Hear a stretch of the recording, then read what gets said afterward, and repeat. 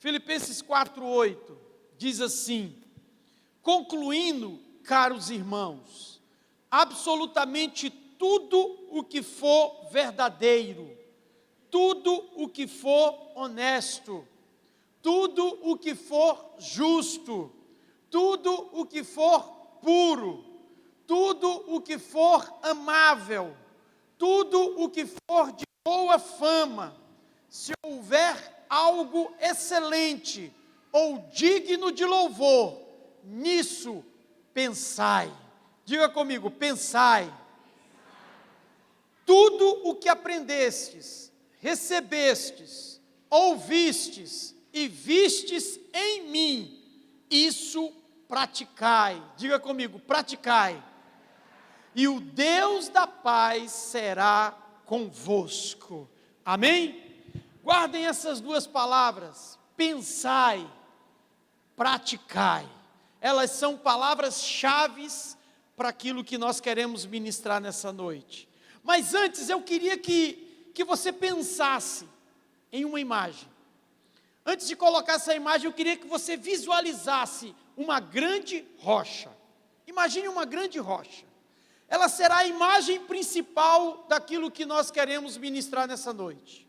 O nosso desafio, olhando mentalmente para essa grande rocha, será partir essa rocha, essa estrutura rígida.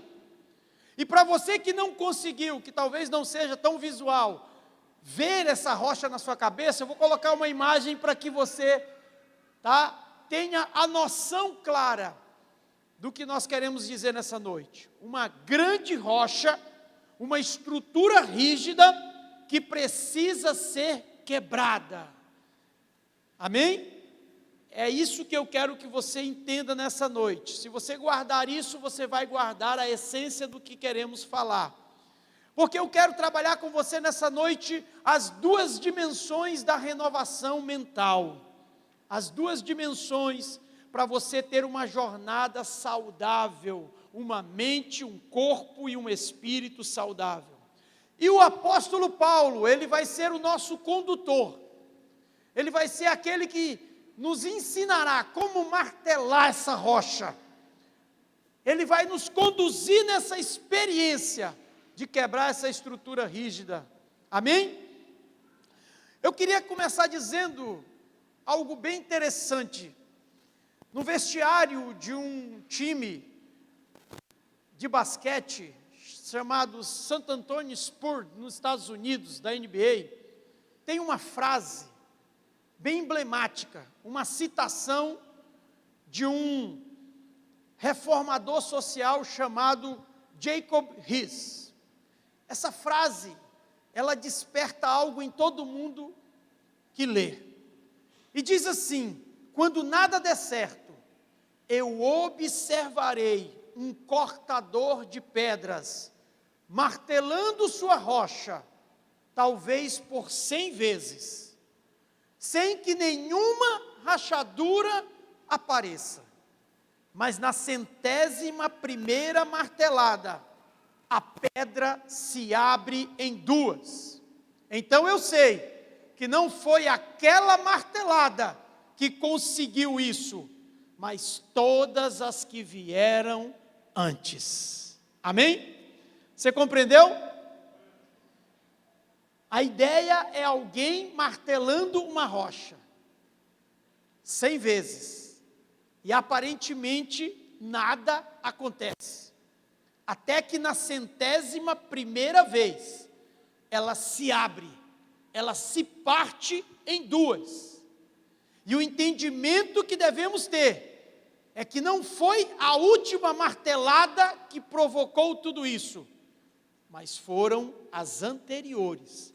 Porque o de repente, ele sempre será resultado de tudo o que aconteceu antes.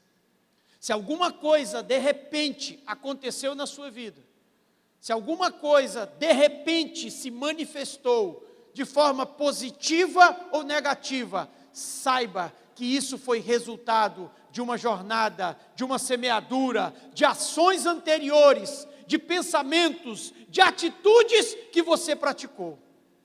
Quantos estão compreendendo isso? Ah, fulano separou.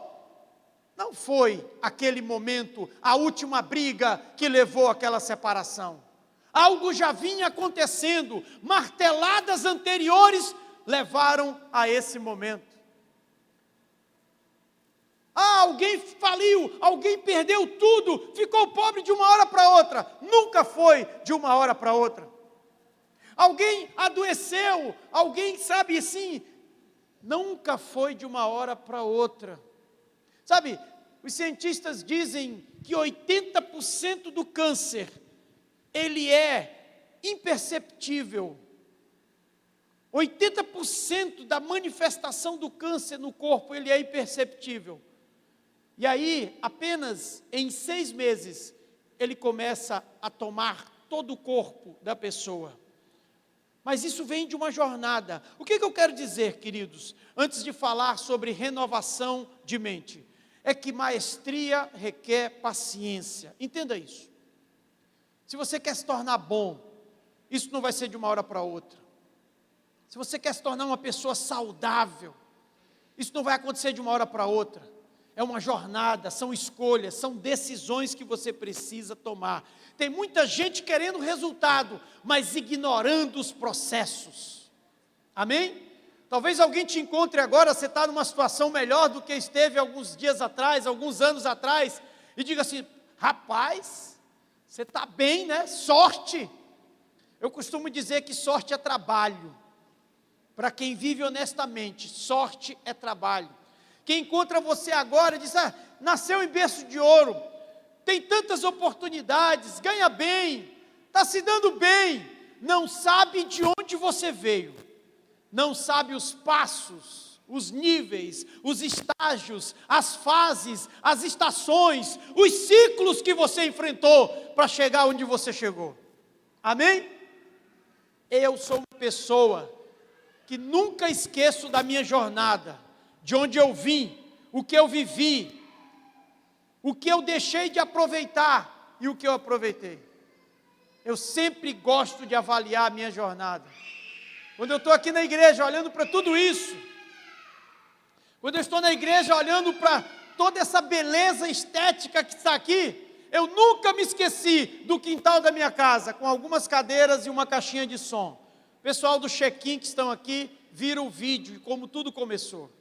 Poucas pessoas, muita paciência. Isso, de fato, nos leva a entender que a mudança em Cristo Jesus sempre é artesanal.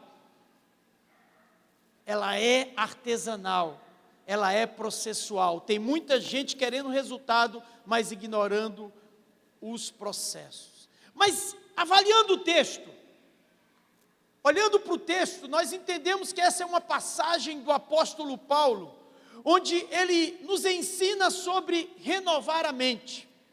E sabe, queridos, eu gosto de estudar sobre o apóstolo Paulo. Ele não é assim a minha figura bíblica preferida, ele é um homem de Deus, sempre a gente tem um preferido ali, né? Depois de Jesus, eu gosto muito de Davi.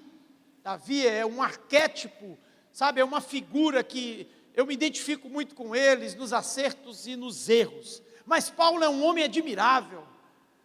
E Paulo, sabe, ele falou mais em mente do que o próprio Jesus. E eu fiquei me perguntando ao estudar isso, por que Paulo falou tanto em mente? Por que ele falou que a gente tem que pensar em algumas coisas? Por que a gente não tem que pensar em algumas coisas? Por que Paulo falou que a gente tem que renovar a mente? E Jesus não entrou muito nessa temática, porque o próprio Paulo viveu uma experiência onde ele teve que renovar a mente dele. Paulo não apenas recomendou um remédio, ele teve que tomar esse remédio. Ele não apenas apontou um caminho, ele teve que trilhar esse caminho. E isso gera autoridade em você.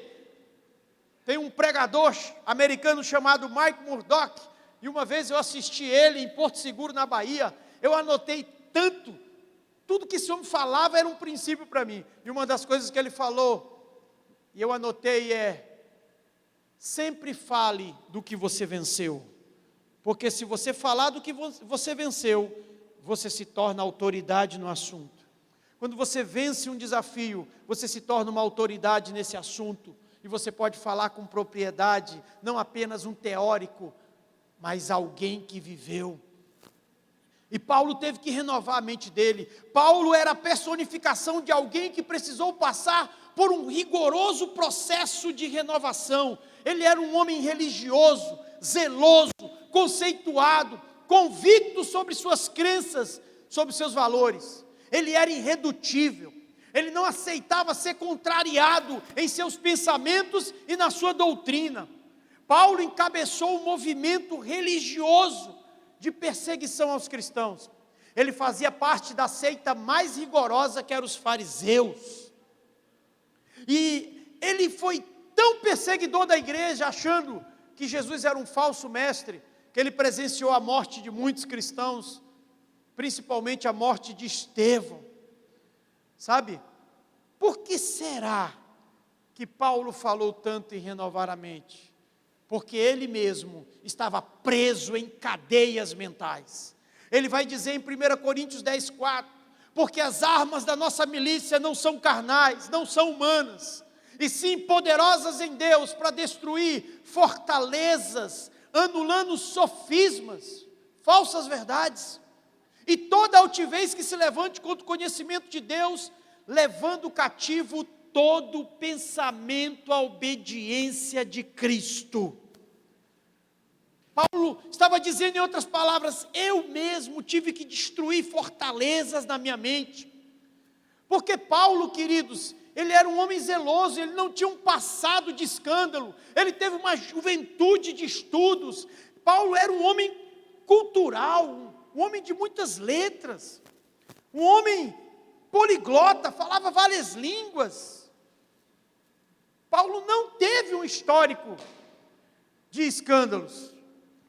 Sabe, isso torna a mudança de uma pessoa ainda mais difícil, quando ela acredita que é uma pessoa quase perfeita. Sabe, Paulo, ele tinha uma falsa sensação de alta pureza. Ele se sentia puro. Sabe, é difícil você evangelizar e falar de Jesus para uma pessoa que se sente puro. É difícil você, sabe, injetar os princípios bíblicos em alguém que se acha, alguém que se autodenomina como puro. Paulo, ele sempre se submeteu a lideranças, ele foi educado aos pés de Gamaliel, e após a sua conversão, ele foi liderado por Barnabé, um homem que tinha menos cultura do que Paulo, mas que tinha muita sabedoria. Às vezes não é o conhecimento que vai te ajudar, às vezes é a sabedoria de alguém que vai te conduzir. Talvez você não esteja mais precisando de conhecimentos acadêmicos, conceitos, definições, você esteja precisando de princípios na sua vida. Isso de fato leva a entender por que Paulo era um homem, sabe, estudioso, que se preparava. Agora, como levar um homem desse a uma mudança de mentalidade? Como fazer um homem desse acreditar que a sua mente está enganada? Como levar uma pessoa dessa, tão inteligente, tão relacionado, que ocupa cargos, status, posições, a acreditar que ele estava precisando de uma renovação mental?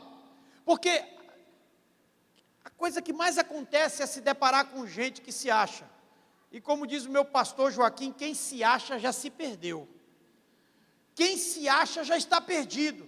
Quem acha que não precisa de conselhos, de ajuda, de direção, está perdido. A autossuficiência é a antessala da queda. Eu vou repetir para você, a autossuficiência é a antessala da queda. A Bíblia diz que Deus resiste aos soberbos, aos orgulhosos, mas Ele dá graça aos humildes. Então, baixa a crista diante de Cristo. Diga para alguém, baixa a crista diante de Cristo. Amém? De devastador de igreja, Paulo passa a ser um plantador de igreja. De um homem que recebia cartas para matar e perseguir pessoas, Paulo se torna um homem que escreve cartas para abençoar e salvar vidas. Olha só o que a renovação de mente em Cristo Jesus pode fazer na sua vida, na minha vida, como fez na vida de Paulo e de tantos outros homens ao longo desses séculos. Renove a sua mente. Isso é uma necessidade, uma urgência, é uma questão de sobrevivência. Os estudos apontam que até 2030, mais da metade da população mundial vai sofrer de problemas emocionais. Está aí Augusto Cury, que já vem falando isso há uma década através dos seus livros. Por isso se tornou o autor mais lido do Brasil e um dos mais lidos no mundo. E quando ele começou a escrever seus livros, nenhuma editora queria publicar os seus livros, porque achava que era uma temática sem audiência.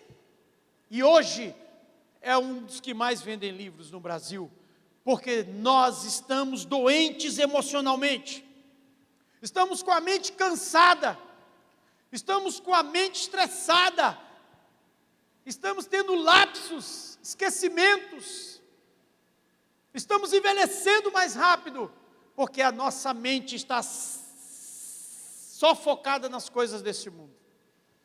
Paulo está chamando a sua atenção para as coisas maiores, as coisas verdadeiras, honestas. Agora, interessante, porque Paulo em Romanos 12:2, ele vai falar isso: não vos conformeis com este mundo, mas transformai-vos pela renovação da vossa mente, para que experimenteis qual seja a boa, perfeita e agradável vontade. Paulo está dizendo, a renovação da mente te dará uma experiência com a vontade de Deus. Você nunca conhecerá a vontade de Deus tendo uma mente rígida, inflexível, indobrável. A sua mente precisa se converter. Interessante, porque a Bíblia ela mostra que quando a gente se converte a Cristo, o nosso espírito ele é completamente regenerado, mas o nosso corpo e a nossa alma não. Você vai precisar diariamente disciplinar o seu corpo e a sua mente. Todos os dias vai ter que exercitar como alguém exercita os seus músculos. Vai ter que trocar os seus pensamentos, vai ter que submetê-los a princípios. Caso contrário, seus sentimentos vão te governar, ou melhor, vão te desgovernar. Você vê um homem governado por sentimentos, o fim dele não vai ser bom. Um homem governado por sentimentos, ele cria um evangelho próprio. Ele acha que beber é normal, ele acha que ir para a festa é normal, ele acha que se prostituir é normal. Isso é uma mente relativizada.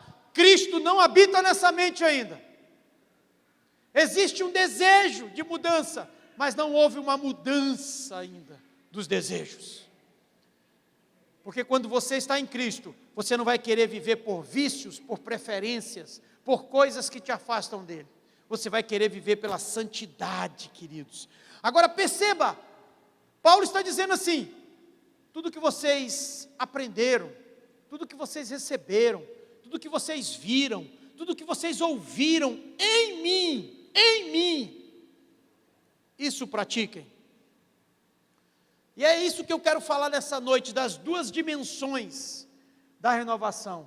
A primeira dimensão da renovação, a primeira recomendação é mude seus pensamentos. Você quer passar por uma renovação mental? Então mude os seus pensamentos. Pense no que é puro, no que é honesto, no que é justo, no que é agradável. É isso que Paulo está dizendo. Pense em coisas boas. Hoje, a mente humana não é apenas um campo de batalha, como afirma Joyce Meyer no seu livro O Campo de Batalha da Mente. A mente humana é também um campo missionário. A mente precisa ser evangelizada, a mente precisa ser discipulada, a mente precisa ser convertida. Você precisa estudar sobre neurociência, você precisa estudar sobre as suas emoções, você precisa entender exercícios mentais para você descansar, para você exercitar a sua mente. Eu, particularmente falando, gosto muito de ler sobre isso. Porque às vezes a nossa mente está focada na direção errada, ela vai cansar, não vai ser produtiva, e ela pode colapsar. Eu já vivi isso. Eu descobri o significado de uma palavra chamada burnout, quando eu quase fui acometido de um. O burnout é um acúmulo de estresse não resolvido. Você vai tendo estresse, e vai passando por cima, e vai dando, sabe, desviando, não vai parando para se cuidar, não vai parando para se analisar, não vai parando para perguntar como você se encontra para as pessoas que mais estão perto de você. Aí você vai, como aquele trator ligado 24 horas o motor, vai chegar um momento que vai pifar. Nenhuma máquina vai se sustentar funcionando 24 horas, todos os dias, todas as semanas, todos os meses. Você vai colapsar. E eu vivi isso. Um dia em que eu não quis levantar da cama, o dia em que eu não quis ver ninguém, o dia em que eu não sabia tomar decisões simples, até mesmo decidir o que eu vou almoçar, eu não sabia. Cansaço. O cansaço mental hoje é pior do que o cansaço físico. Porque se você está cansado fisicamente, vai dormir. Agora, se você está cansado emocionalmente, procura ajuda. Só dormir não resolve. Só dormir não resolve. E tem muita gente que o problema não é demônio, o problema é emocional, é mental. São crenças limitantes, são estruturas enganosas, sofismas que estão habitando na sua mente. Você precisa da palavra de Deus, você precisa de uma renovação mental, você precisa adestrar os seus pensamentos e os seus sentidos a um centro imutável que é a palavra de Deus. Amém? A palavra de Deus. Tem muita gente procurando ajuda no lugar errado. Paulo está dizendo para você onde você tem que encontrar ajuda. E Paulo está falando aqui em um método de aprendizagem que inclui os visuais, os auditivos e os sinestésicos. Ele diz assim: olha, o que vocês aprenderam, receberam, ouviram e viram em mim, isso praticai. A primeira dimensão é: mude os seus pensamentos. Há uma promessa para aqueles que querem se renovar. Ezequiel 36, 26 diz assim: eu darei um coração novo para vocês, com novos pensamentos e desejos. Darei a vocês um espírito novo, em vez de terem corações duros como pedra, que só queiram saber de pecar, vocês terão corações de carne para me obedecer. Colocarei dentro de vocês o meu espírito, assim vocês serão capazes de viver conforme as minhas leis e obedecer os meus mandamentos. Esse é o caminho. Entregar-se a uma mudança de coração, de mente. Para falar a verdade, queridos, sabe, o seu coração espiritual não é aqui. Seu coração espiritual é aqui, ó. Seu coração é a sede das suas emoções, dos seus sentidos. Seu coração é aqui, ó. Sua mente. Seu coração físico é aqui, seu coração espiritual é aqui. Por isso Paulo está dizendo: mude os seus pensamentos. Tem gente que tem pensamento suicida, pensamento de derrota, de fracasso. Tem gente que o diabo derrota facinho, facinho. Basta botar uma semente de medo, de incerteza. Isso tudo são mentes que estão ainda frágeis, que estão carentes de nutrientes espirituais que você encontra na palavra de Deus. Fortalece a sua mente com a palavra. Amém? Tem gente que crê mais na palavra do homem do que na palavra de Deus. Renove sua mente.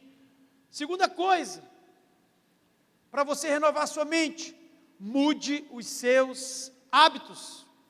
Mude os seus hábitos. Sabe, para você remover um hábito ruim, é como você desenraizar. Para você remover um pensamento e um hábito ruim, é como você desenraizar um grande carvalho. Carvalho é uma das árvores que tem as raízes mais profundas, e depois de uma tempestade, as suas raízes ficam cada vez mais fortes. Por isso que no meu primeiro livro eu coloquei a imagem de um carvalho, porque quem tem convicções, tem raízes profundas. E sabe, é muito difícil desenraizar um poderoso carvalho e criar um novo hábito. Porque dá trabalho tirar um pensamento ruim, dá trabalho tirar um hábito ruim. É importante você entender que há hábitos na sua vida que não estão te levando para o lugar que você deveria ir. Tem gente que vai morrer de doenças dizendo que foi demônios da enfermidade. Tem gente que vai passar uma velhice realmente difícil, dando trabalho para as pessoas, porque não se cuidou como deveria. Tem gente que está semeando agora o que vai plantar daqui a alguns dias, daqui a alguns meses, daqui a alguns anos, com ódio, vingança, desejos ruins do seu coração. A vida é uma semeadura, queridos. Cuidado com aquilo que você está lançando nessa terra. Cuidado. Olhe para Paulo. Paulo era um homem difícil. Paulo era um homem irredutível. Ele não acreditou no Evangelho. Ele perseguiu o Evangelho acreditando que estava certo. Tem muita gente assim, que acredita que está certo. E o interessante é que depois da conversão de Paulo, ele teve que passar por um processo difícil. Levou 14 anos para Paulo se tornar quem ele foi para começar o seu ministério. Você pode ler no livro de Gálatas, Paulo, depois que se converte, que ele cai de um cavalo, fica cego, aí ele vai para um lugar, aí alguém ora por ele recupera a vista, ele começa a pregar. A Bíblia diz que ninguém acreditava nele, ninguém acreditava na mudança dele, nem os discípulos apóstolos queriam andar perto de Paulo. Chega um homem então chamado Barnabé e diz: Paulo, vem aqui, eu vou cuidar de você. Paulo então passa 14 anos em Tarsos, ele volta para sua cidade, no deserto, e ele passa 14 anos lendo as Escrituras, se preparando para se tornar quem ele foi, porque a sua mente precisava de renovação. E enquanto a sua mente não for renovada, não saia desse lugar de treinamento, de refinamento, de aperfeiçoamento na sua vida. Não queira ser um arauto lá fora, sem primeiro ser alguém íntimo de Deus. Tem gente que está apressado demais. Moisés levou 40 anos no deserto se preparando para guiar o povo. Elias passou 3 anos dependendo de um ribeiro. Jesus passou 30 anos se preparando para atuar em 3 anos e meio. Paulo passou 14 anos se preparando, e tem gente que já quer aparecer, mal acabou de nascer. Tem gente que já quer aparecer. Vai se preparar. Vai se esconder no Senhor. Porque só fazendo coisas você não se prepara. É quando Deus te para, que Ele te prepara. Olhe para alguém, diz até assim, rimou: quando Deus te para, é quando Ele te prepara. Não consegue preparar alguém que não para. Sabe, aí, interessante, porque em Atos 9:20 diz assim: e logo, Paulo pregava a Jesus nas sinagogas, como o Filho de Deus. Todos os que ouviam estavam atônitos e diziam: não é este o que em Jerusalém perseguia e invocava, os que invocavam este nome? Saulo, porém, diz a Bíblia, se esforçava, se fortalecia mais e mais, e confundia os judeus que habitavam em Damasco, provando que aquele era o Cristo. Preste atenção como Paulo, ele cumpria essas duas dimensões. Primeiro, ele falava que Jesus era o Filho de Deus. Ele pregava, ele anunciava com palavras, mas depois ele demonstrava com atitudes. Ele realmente provava, porque de fato, sabe, não adianta você ter um discurso e não ter uma vida.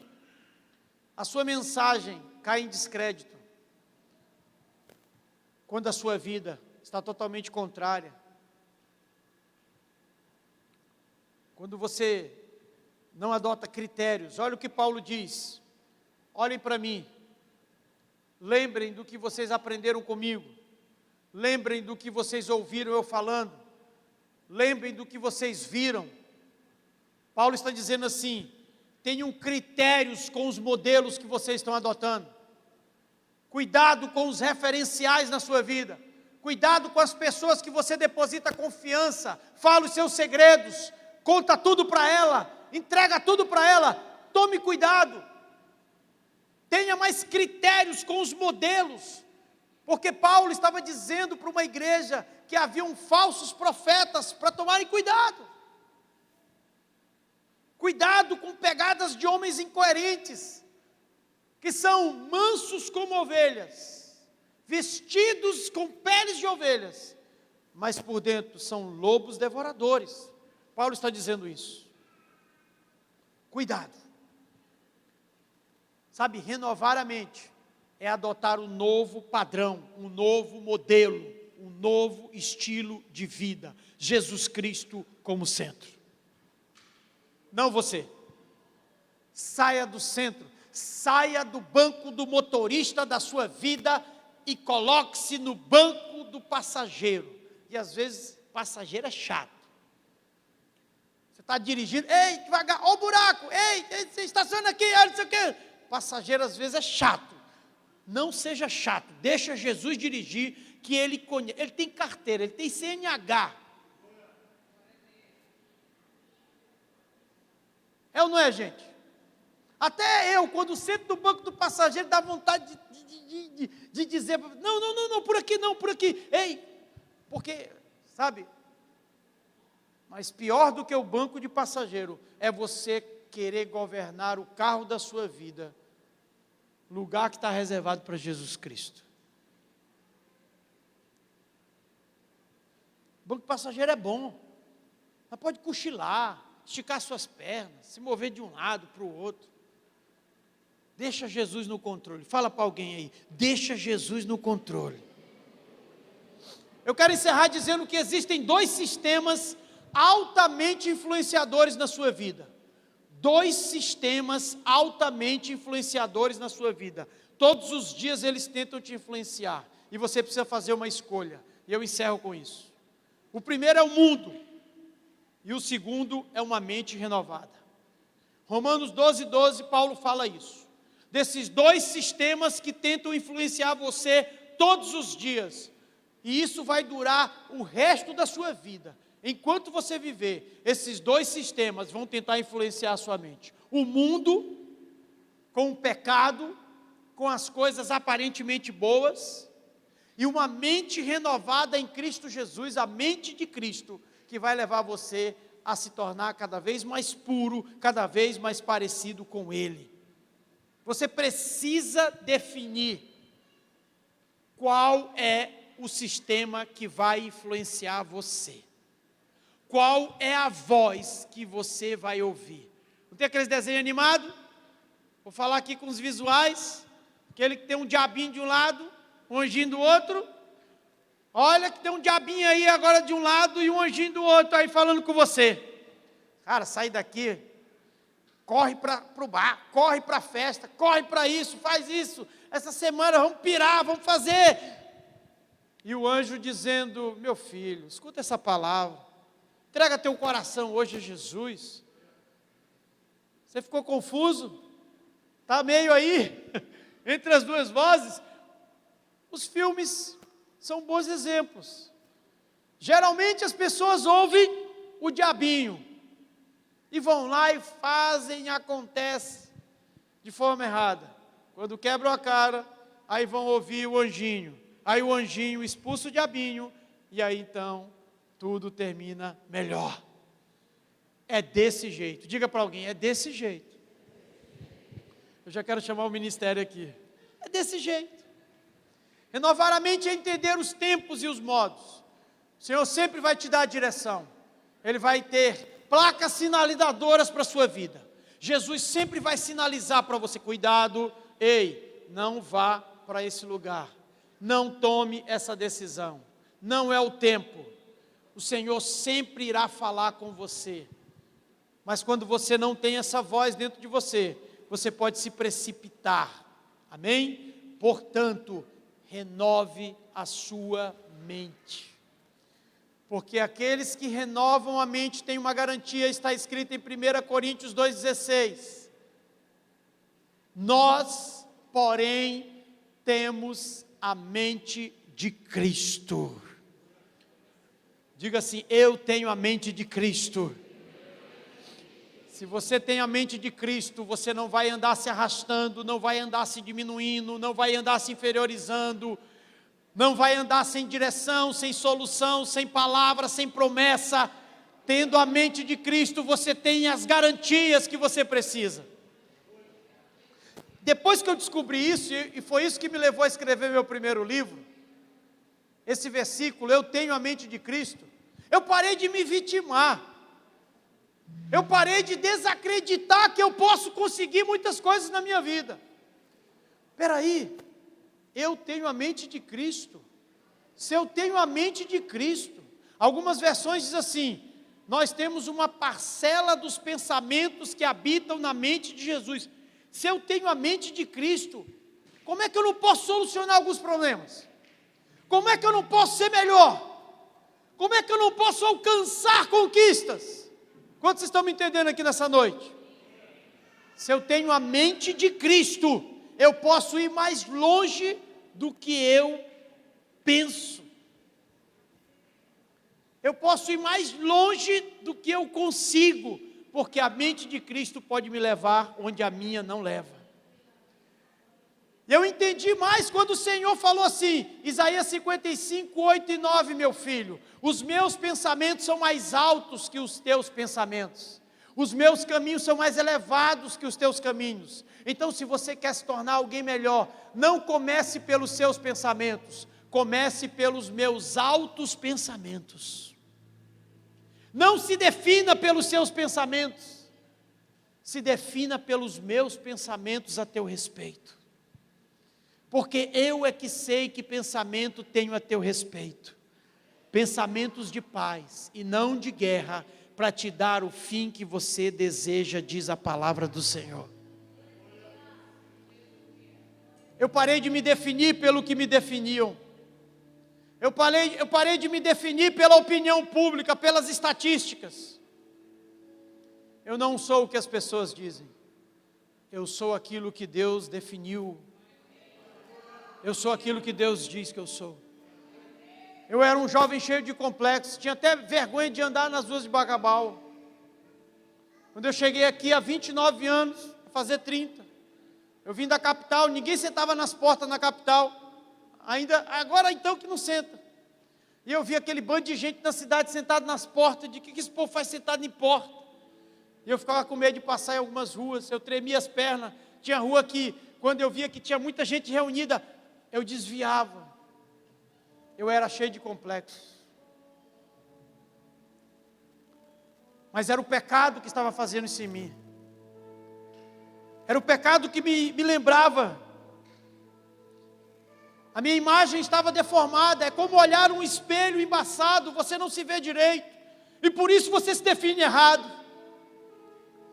Mas quando eu comecei a entregar a minha vida, minha mente, o meu coração a Cristo, Ele começou a mostrar quem eu era. Então eu não passei mais a ter medo de andar nas ruas, do meu passado, dos meus fracassos, de quem eu era, até mesmo dos meus erros. Eu só preciso ser quem Deus quer que eu seja. E eu sei que todo mundo não vai gostar de mim, eu sei que todo mundo não vai se relacionar comigo, porque Jesus viveu essa experiência.